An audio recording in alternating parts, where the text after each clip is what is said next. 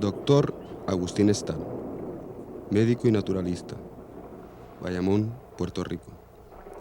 19 de noviembre de 1898.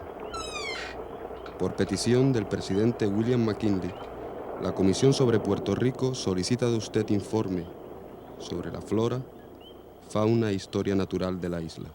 Firma el comisionado especial de Estados Unidos en Puerto Rico, el reverendo Dr. Carroll.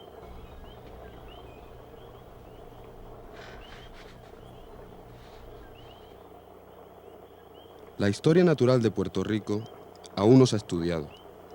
Lo que se sabe es por comparación con estudios hechos en las otras islas. Por las referencias a la flora y fauna de nuestros historiadores y cronistas, como Oviedo, Abad y la Sierra, Juan Bautista Muñoz y el francés Ledru.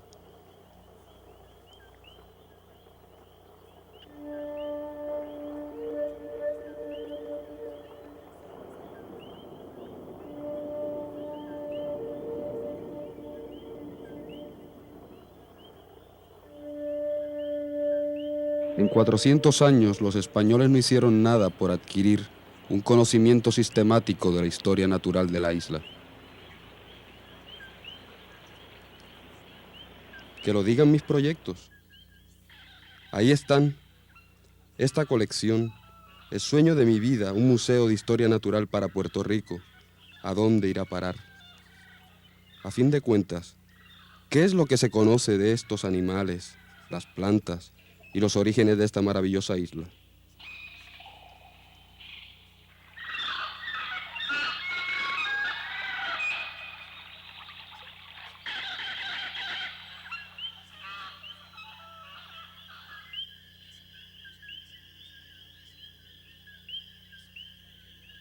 En realidad, mi estimado doctor Carroll, parecería una simple aglomeración de objetos casualmente encontrados y recogidos, estos que figuran en mi numerosa colección.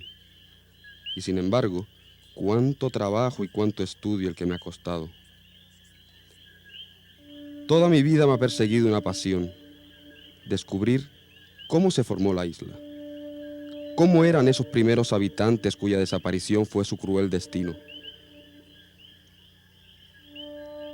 Recuerdo mi primer encuentro con esta exuberante naturaleza, sus misterios y los secretos de su pasado, mis aventuras del Río Blanco.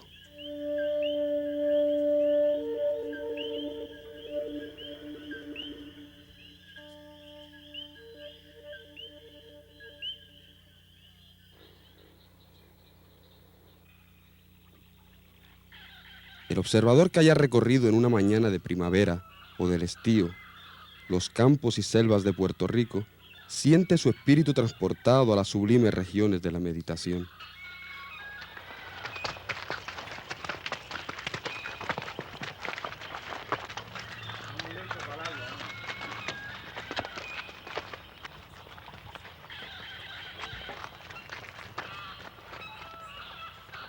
Vivimos en un país donde la traslación de un punto a otro, en la mayor parte del año, es muy difícil, dado la falta de vías de comunicación, las lluvias abundantes en ciertas estaciones y lo impenetrable de nuestros bosques.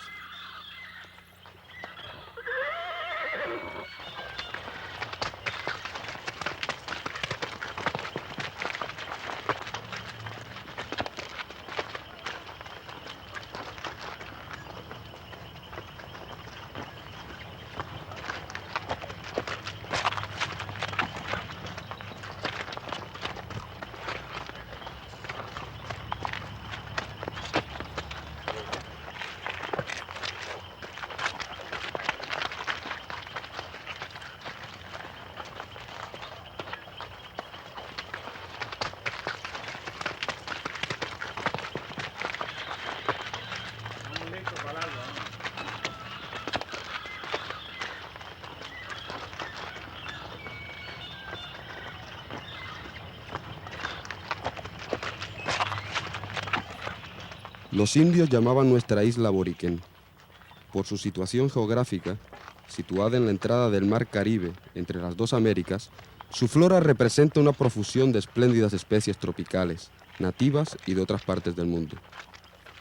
El café vino de Arabia, la caña y el arroz de España, el plátano y el coco de África, las quenepas y el níspero de América del Sur.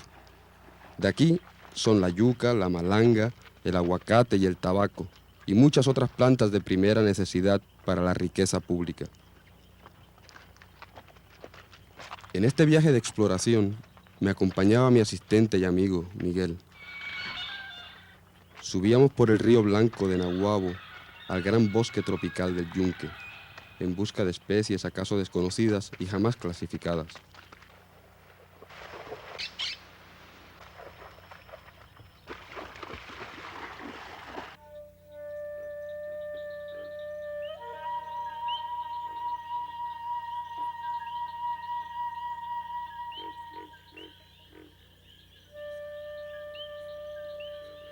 Toda esta grandeza y hermosura de nuestra naturaleza, la frescura y ambiente que se respira, la lozanía de la vegetación, despiertan en el hombre pensador otro género de reflexiones más serenas.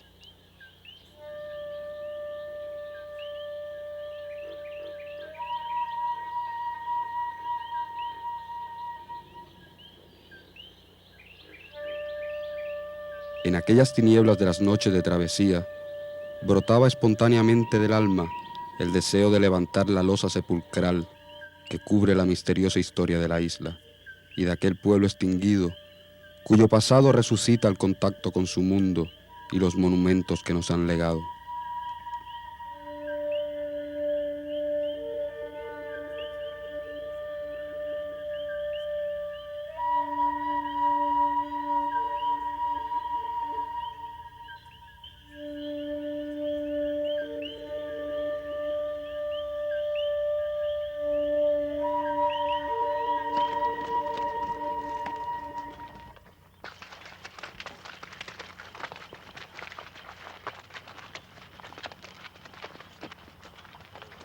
Las 4 estaciones del año son apenas perceptibles. La estación del calor y grandes lluvias torrenciales se da entre junio y octubre, en que suelen ocurrir los huracanes.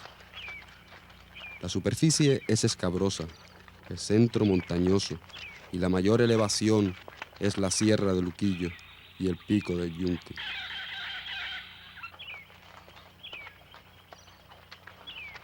Servían de base a mis estudios las relaciones de los cronistas y viajeros, los monumentos que los indios nos han legado como recuerdo de su civilización, y las evidencias de las plantas, rocas, fósiles y animales de nuestra geografía y geología tropical caribeña. Descienden de la montaña numerosas quebradas que se transforman en caudalosos ríos. Luco, o Lucón, es el nombre que los indios le daban a nuestra más alta montaña. La coincidencia de este nombre con el de Anáhuac sugerían en mí la identidad de raza entre los pobladores del Golfo de México y nuestros primeros habitantes. En busca de ese misterio, me dirigía en esa ocasión al bosque sagrado de los indios.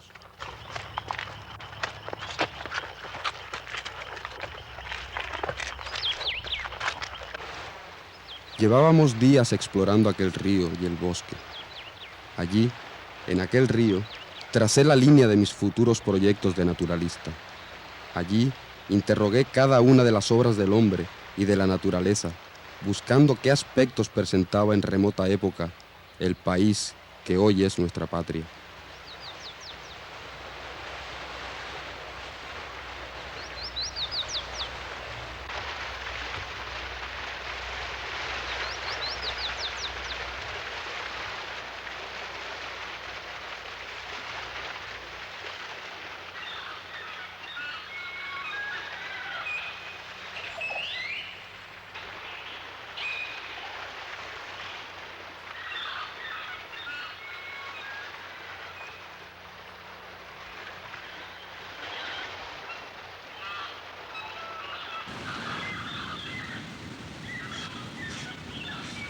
Miguel, anoche soñé con ella, ¿Con quién? con mi primera mujer, la alemana. Tu presencia en verdad está aquí en todos sitios. Yo también soñé, era como una sombra. Quizás porque mi padre decía siempre que yo tengo un ser que me acosa, que me empuja. No se ría, por eso mismo es que yo me empeño en estas cosas. Ay, así que usted soñó con la mujer de Alemania. Don Agustín, ¿cómo era eso por allá? Fantástico, Miguel, fantástico. Allí se está recopilando la historia, se está escribiendo el futuro. Con ella, cada vez que teníamos oportunidad, nos íbamos a caminar por el jardín botánico, visitábamos los museos en Berlín. Me imagino que esos museos son como los que usted quiere hacer aquí en Puerto Rico, ¿eh? Exacto. Ese es mi gran sueño, mi gran ideal de que alguna vez aquí en Puerto Rico pueda haber un museo de historia natural donde toda esta vegetación, toda esta flora, fauna, esté localizada, recopilada en un solo lugar. Pero a usted no, como que no le molestaría que yo recopilara mi orito para mí también, ¿eh? Claro que no, Miguel, claro que no.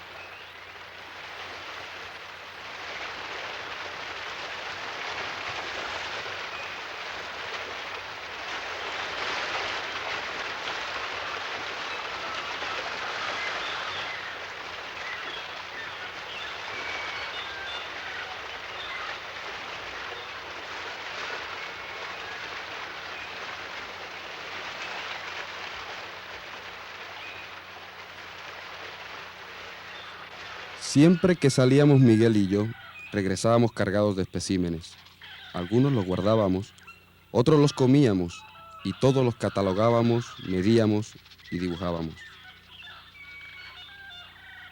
El estudio de la naturaleza viene haciéndose en nuestros establecimientos de enseñanza, en libros publicados en países cuya flora es completamente distinta a la nuestra, de manera que los ejemplos que se citan para explicar la terminología se refieren a plantas aquí desconocidas.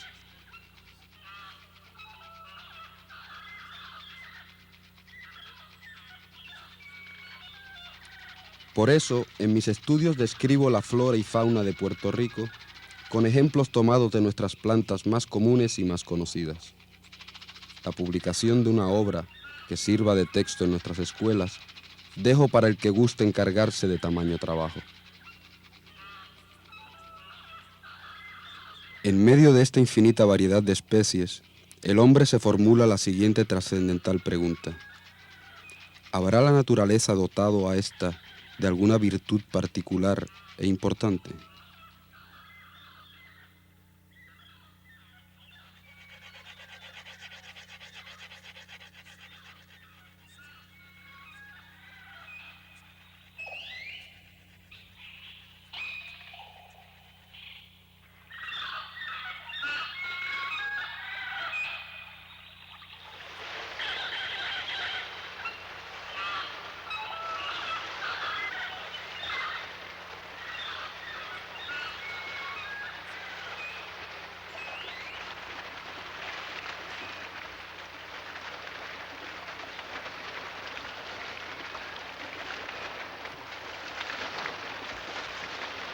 Qué extraño que en un país con una productiva explotación de oro en los primeros años de la conquista, no pueda aliviar hoy con las riquezas minerales que oculta sus entrañas el enorme peso de deudas que gravita sobre el pueblo desde hace muchos años.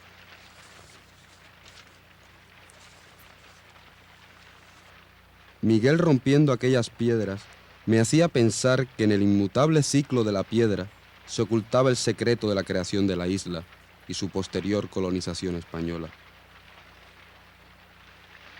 Primero la servidumbre india y luego la esclavitud africana para satisfacer la ambición de oro de los colonos.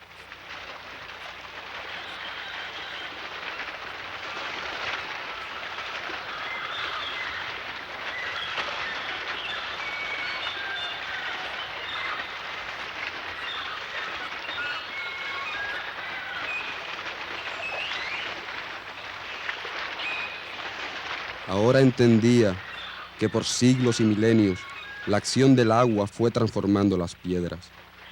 La roca grande, la más pequeña, la arena, el sedimento, depositando los suelos al fondo del mar.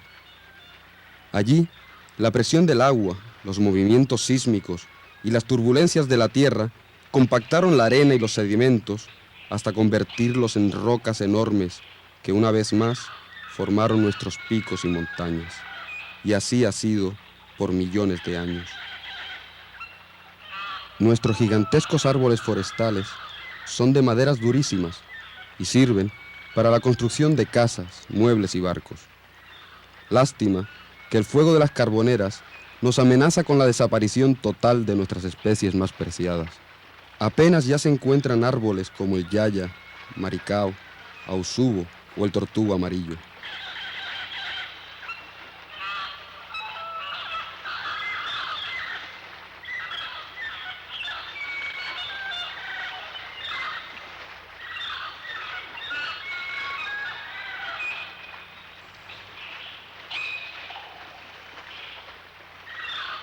No tenemos más que interrogar la superficie del suelo para satisfacer nuestra curiosidad acerca de la historia geológica de nuestra isla.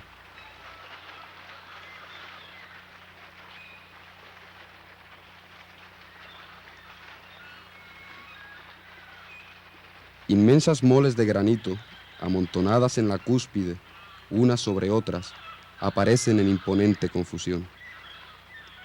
La isla entera debía en la antigüedad más remota yacer bajo el mar, hasta que un cataclismo modificó su topografía y proyectó entonces los relieves de nuestras montañas. La potencia volcánica central elevó nuevamente y con violencia las masas graníticas que constituyen el yunque de nuestra isla, y entonces brotaron súbitamente del seno de la tierra las escarpadas montañas de Luquillo, Nahuabo y Yabucoa.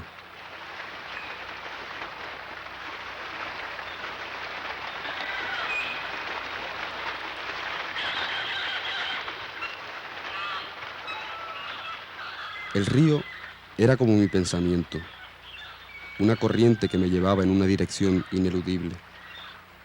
Para apreciar la flora y fauna, había que entender las condiciones geográficas y la formación geológica de la isla.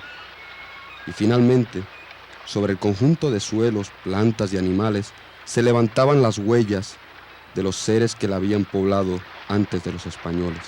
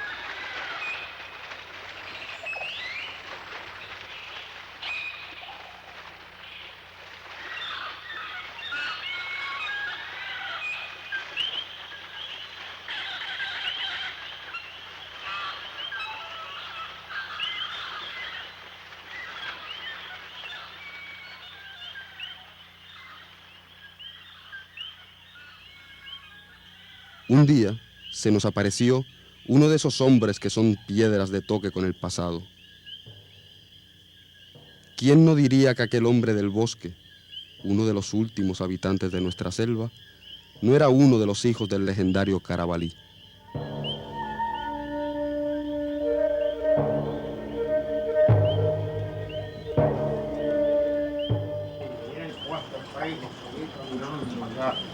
Cuando la choza mía donde me dejó mi abuela acá, seguí caminando y pasé hacia allá, estando hacia allá, a donde era el bohío de mi abuela que estaba aquí cuando pasé hacia allá. Ahí acá el culebrón, me pega la culebra, sí, me doy la vuelta. Búscalo. Hay un entierro ahí, debajo, busca. Sí, búscalo, está. Ahí está. Ahora entiendo el exterminio de este pueblo, perseguido por las jaurías, abatido por el hambre, mutilado por la espada. Sí, yo lo viví. Y antes de mí, habían unos y vendrán otros y otros más. Cuando yo me huí de allá, ese muñeco me salvó la vida. Y lo agarré y me fui allá. Sí, yendo allá. Allá me encontré con unos culebrones, caramba, así. Y me fui. Y me fui. Hasta que, me salvó. Pero ese ñeco, ese me salvó la vida a mí. Sí. Quieto, no me lo lleves, que me salvó. Ese entierro lo saqué yo. Ábralo. ¿Sí? Ábralo, sí. ¿Ahora usted? Sí. Apenas quedan muchas cosas aquí.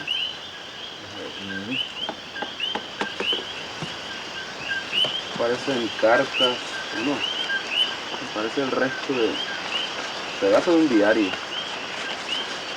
A ver. 1868. No sé qué hacer. La muerte de papá ha sido un golpe para la familia. Tampoco ayuda la rebelión en Lares. Los criollos y mulatos están alzados. Creo que venderé la finca. 22 de diciembre de 1849. De nada sirve el régimen de la libreta. Es un fracaso como todo lo de este gobierno. Más no vale un negro cimarrón Ese fui yo, man. que 6 enclenques arrimados. Sí. Aquí nos llegó uno que es un toro en este bosque. Ese fui yo. Es víspera de Navidad. Es el Día de los Muertos.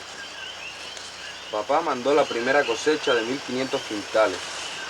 Llevamos 5 años en este monte perdido de Dios, que más que monte es un infierno. Yo lo veí todo.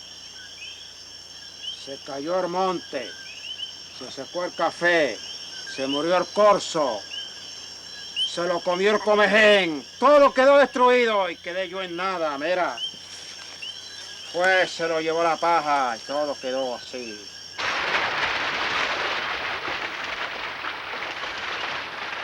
Y así, solo el río quedó en aquella soledad de sueños y recuerdos. El río, como el fluir del tiempo que arrastra en su corriente el lamento de voces que nadie conoce.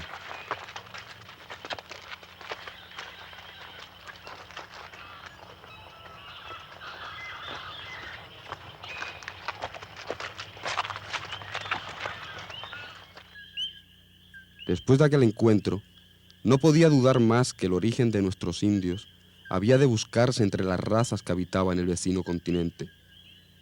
Las figuras talladas en piedras de nuestros indios guardan analogía notable con las de México y Yucatán. De hecho, no puede negarse conexión de origen entre los pueblos boricano y los del Golfo de México. Difícilmente encontraremos en las Antillas otra colección tan numerosa.